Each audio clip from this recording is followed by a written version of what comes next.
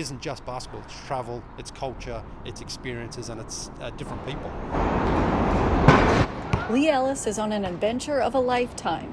Many know him from his days on NBA TV's The Starters or the ever-popular podcast No Dunks. In late 2022, he surprised fans around the world saying he was quitting his job and going on the 2020 tour. 20 countries, 20 different cities, and 20 basketball games. When you visited that first country, that first game, and that first city, what was that like for you? Well, it's funny because the first city in the first country was supposed to be Ljubljana in Slovenia, but the trip got off to a bit of a rough start because the flight was delayed out of Atlanta and I missed my connection in Frankfurt. And so the first city actually turned out to be Frankfurt. I had 12 hours there and I didn't just want to sit at the airport, so I decided to go out and find a court. And I found this amazing court in Huffen Park in Frankfurt. And I played a game, and then this girl Maria turned up, and it was like White Men Can't Jump. She started saying, right, let's play, let's do. And I thought she was going to hustle me. She pulled out all these tricks and everything. And I sort of knew in that moment, I was like, this is why I travel, for those unexpected, unprepared moments that you can't plan for, but they can be, the spontaneous ones can be the best ones because you just go with the flow.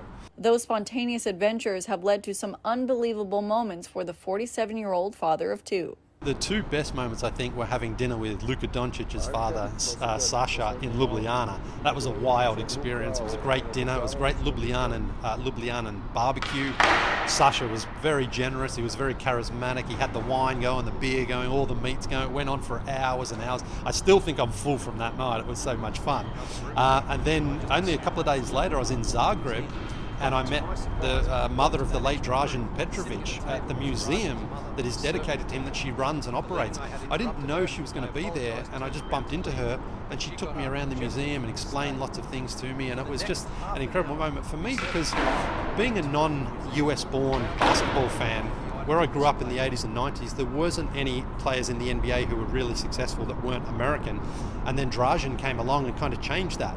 And so I think I always felt a connection to him because it was like, I can see a guy from another country making it in the NBA, and that's what I wanted to do when I was 12, 13, 14 years of age. So to get a chance to meet his mother, see the museum, and be in Zagreb was amazing.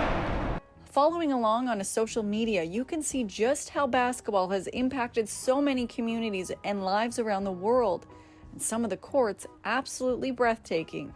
How did you pick the cities or countries? So the whole idea from what I'm doing is based off my Instagram and Twitter audience, and people message me and say, hey, come to my city, come to my country. Everyone wants to show off their city and country. What's next? Where are you going to after Toronto?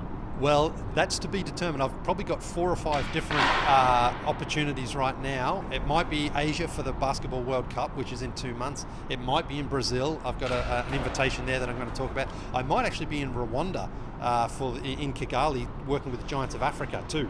And I might also be back in Europe doing some work for EuroLeague. So I'm not sure exactly which one's going to happen first. I hope they all happen, but I sort of have to spread them out a little bit too. Some of them because they're going to happen very soon. I'm probably going to miss out on at least one of them, but I am opening myself to any opportunity, and I'm sort of being flooded with them to the point where I'm like, uh-oh, I need my own private jet. For City News, I'm Lindsay Dunn.